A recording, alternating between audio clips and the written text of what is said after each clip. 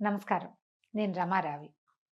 ఒంటరితనం ఇది ఒంటరిగా ఉన్నవాళ్ళనే గాదు, గుంపులో ఉన్న వాళ్ళని గూడా బాధిస్తూ ఉంటుంది. మన భావాలు ఇతరులు అర్థం చేసుకోరు. మనకంతా సమాజం, కుటుంబ సమాజం ఉన్నా, ఆఫీస్‌లో జనం ఉన్నా, స్నేహితులున్నా కూడా మనకు భావాలు వాళ్ళకి అర్థం కావు. మన బాధేంటో వాళ్ళకి అర్థం కాదు. అర్థం చేసుకోరు. ఇతరులకి అర్థం కాని బాధలు ఉన్నప్పుడు మనకి మనం ఒంటరిగా మిగిలిపోయామని అనిపిస్తుంది. ఎవ్వరు నన్ను అర్థం చేసుకోవట్లేదు. నాతో ఎవరు అడుగు కలిపి ముందుకు రావటం లేదు. నేను చెప్పింది వింటల్లేదు. సహాయంగా ఉండట్లేదు. ఇలాంటి భావాలు మనకి జీవితంలో చాలా సార్లు కలుగుతాయండి. చాలా సడెన్‌గా ఒంటరిగా అయిపోయామనిపిస్తుంది. ఇది మళ్ళీ ఏదైనా కోపపైతే జనాలతోటి మళ్ళీ మనం కలవగలిగితే ఇటు కుటుంబంతోటి గానీ, స్నేహితులతో గానీ, సమాజంతో గనక ముందుకెళ్ళగలిగితే ఇది ఒక తాత్కాలికమైన ఫేజ్‌గా ఉంటుంది. చాలా మంది జీవితాల్లో ఇది కనపడుతుంది. పెద్ద పెద్ద సమాజం, కుటుంబ సమాజాలు చాలా పెద్దవిగా ఉన్న వాళ్ళకు కూడా ఇది అనుభవంలోకొస్తుంది ఎప్పుడో ఒకప్పుడు.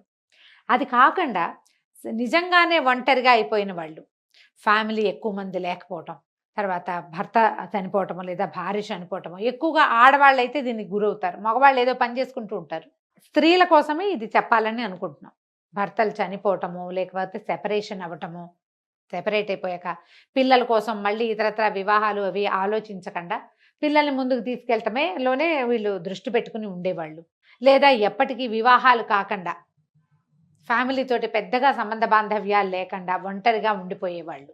వీళ్ళు ఈ ఒంటరితనాన్ని ఎలా జయించాలి? నాకెవ్వరు లేరు, తోడు లేరు, చెప్పుకునేందుకు అమ్మ లేదు. ఇలాంటివి వస్తూ ఉంటాయండి. నాకొచ్చే మెసేజ్‌లో చాలా మటుకు ఏదో ప్రాబ్లమ్‌లో ఉన్నానండి, చెప్పుకోవడానికి మా అమ్మ లేదండి అంటారు. అమ్మున్నా అమ్మతోటి ఆర్చేది తీర్చేది ఏం ఉండదు కొన్ని సమస్యలకి. కానీ ఈ లేదన్న లోటు, నేను ఒంటరిదాన్నన్న భావన విపరీతంగా బాధిస్తుందండి. అందరూ ఉన్నా కూడా ఒంటరిగా ఉండేవాళ్ళు అక్క, చెల్లి ఇద్దరుంటారు. అప్పుడు కూడా వాళ్ళకి ఒకళ్ళతో ఒకళ్ళకి పడదు. నేను లోన్లీ ఫీలింగ్‌లో ఉంటాం. మనకే లోన్లీగా అనిపించడం ఎప్పుడూ సహజమే కొంతమందికి. దీనివల్ల డిప్రెషన్‌కి గురవుతారు. క్రమంగా ఏమవుతుంది, సమాజం మీద అయిష్టం వచ్చేసి పోట్లాట కోరులుగా తయారయ్యే వాళ్ళు కొంతమంది. అన్నిటికీ పోట్లాడతారు. చెప్పుకునేందుకు దిక్కు లేకపోవటం వల్ల చివరికి పోట్లాట కోరుతనం వస్తుంది. డిప్రెషన్ వస్తుంది. మానసిక సమస్యలు చాలా రకాలొస్తాయి.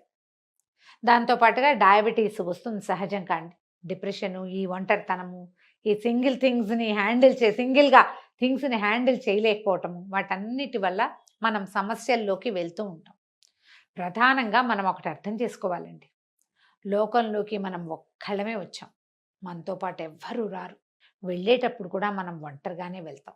ఈ మనం పెంచి పోషించిన సమాజం ఏది మనతోటి రాదు. మనం సంపాదించింది రాదు. మనం పెంచిన వాళ్ళు రారు. మనల్ని పుట్టించిన వాళ్ళు రారు. మనకు మనమే వెళ్తాం. ఈ మధ్యలో ఉన్నదే డ్రామా అంతా అండి. ఫస్ట్ ఆఫ్ ఆల్ నేను ఒంటరిదాన్ని అనే భావాన్ని జయించండి మీరు.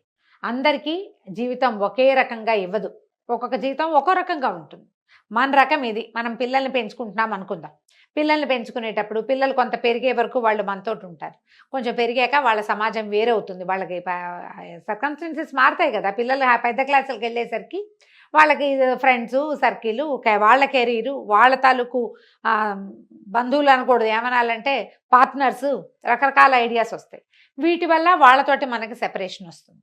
అందుకని పిల్లల మీదే పంచప్రాణాలు పెట్టుకుని ఉండే ధోరణి కూడా తప్పే. దీనివల్ల ఏంటంటే పిల్లలు ఎప్పుడు మనకు ఆన్సరబుల్‌గా ఉండాల్సిందేనని భావిస్తాం. ఓపెన్ అవుతుందా? వాళ్ళు ఆన్సరబుల్‌గా ఉండాల్సిందని మనం పిల్లల వెంబడబడి పిల్లలు తోకపుచ్చుకొని వెళ్తూ ఉంటాం.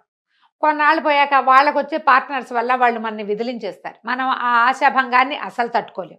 అందుకని పిల్లలు ఉన్నా లేకపోయినా కూడా మన ఒంటరితనానికి మనమే సమాధానం చెప్పుకోవాలి. పిల్లలని సమాధానంగా భావించకూడదు. పిల్లలు ఒక పార్ట్ మాత్రమే. రెక్కలొచ్చాక వాళ్ళ జీవితాలు వాళ్ళవి. వాళ్ళని వాళ్ళ రకంగా పోనిచ్చి మనం మన రకంగా వెళ్తూ ఉండాలి. వదిలేయమని చెప్పట్లేదండి. చెప్పే పాయింట్‌ని సరిగ్గా అర్థం చేసుకోండి. మనకి వేరొక దారి ఎప్పుడూ ఉండాలి. దానివల్ల మనము హాయిగా ఉంటాం, మన పిల్లలు హాయిగా ఉంటారు. ఈ వేరే దారిని ఎలా ఏర్పరచాలి? ఎవరి పద్ధతిని బట్టి వాళ్ళు వెళ్ళాలండి. మీకేదైనా వినడం ఇష్టమైతే వినండి. ఎక్కడ మంచి స్పీచ్‌లు లభిస్తాయో అక్కడికి వెళ్ళి వింటూ ఉండండి.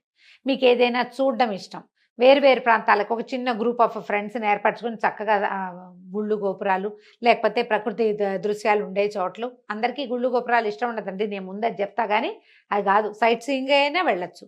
రకరకాల ప్లేసులు చూడడం. మీకేదైనా చదువుకోవటం ఇష్టం, శుభ్రంగా మంచి పుస్తకాలని మీ స్నేహితులుగా చేసుకోండి. తోట పని ఇష్టం, తోట పని చేయండి. ఇంట్లో పని ఇష్టం, ఇంట్లో పని చేసుకోండి. వంట ఇష్టం, ఇద్దరు ముగ్గురికి ఎవరికైనా ఫ్రెండ్స్కి వంట చేసి పెట్టండి. మీరు ఏదో ఒకటి చేసి, ఏదో ఒకటి మనకి సాయపడేది, మన ఒంటరితనాన్ని జయించేది, మనని సమాజంతో కలిపి ఉంచేది అయిన పనిని ఒకదాన్ని పెట్టుకోండి. దీనివల్ల మీరు ఒంటరిగా ఫీల్ అవ్వరు. మీకు ఒక ప్రత్యేక సమాజం ఉంటుంది. లాంగ్ రన్లో కూడా అది మీకు ఎప్పుడు మీతో పాటు తోడుగా ఉంటుంది. కుటుంబాన్ని వదిలిపెట్టి సాము నేల విడిచి సాము చేయమని చెప్పట్లేదు నేను, చేయకూడదు కూడా. దాన్ని మనతోటి ఉంచుకొని మనం ఇంకో చోట కూడా ఉండే ఆలోచన చేయాలి. ఇది ప్యూర్లీ అండి తల్లులకి, పిల్లలతో మిగిలిపోయిన వాళ్ళకి, వివాహాలు కాని వాళ్ళకి ప్రత్యేకంగా ఈ వాక్యాలు అన్నమాట. పిల్లలే ప్రాణంగా, పిల్లలే జీవితంగా ఉంటారు కొంతమంది పాపం. ఎంతసేపు వాళ్ళు ఫారెన్లో ఉంటే వీళ్ళు రాత్రుల్లో నిద్రపోరు, రాత్రంతా మెలకుగా కూర్చొని అక్కడ ఉన్న పిల్లలతోటి వాళ్ళ జీవితాన్ని అంతా తెలుసుకోవడానికి ప్రయత్నం చేస్తారు. వాళ్ళ పార్ట్నర్స్ ఒప్పుకోవాలి కదండి, అవతల పిల్లల తాలూకు భర్తలో భార్యలో ఒప్పుకోవాలిగా. మనం వాళ్ళ ప్రైవసీని దెబ్బతీస్తామని మనకు అనిపించదు. మన సాటిస్ఫాక్షనే మనకు అలవాటు కదా.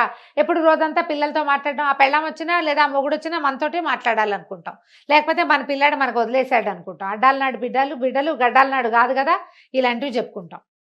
అది కాదండి, అది తప్పు. అలా చేయకూడదు అసలు. ఈ రోజున అస్సలు చేయకూడదు. దీంట్లో మీరు ఏదైనా వృద్ధాశ్రమాలకు వెళ్ళొచ్చు, ఏదైనా చైల్డ్ కేర్ సెంటర్కి వెళ్ళొచ్చు, ఏదైనా ప్లే స్కూల్స్కి వెళ్ళొచ్చు, శుభ్రంగా చక్కగా పని చేసుకోవచ్చు. మీకు ఎక్సర్సైజ్లు యోగాలు ఇంట్రెస్ట్ ఉంటే అవి చేసుకోవచ్చు.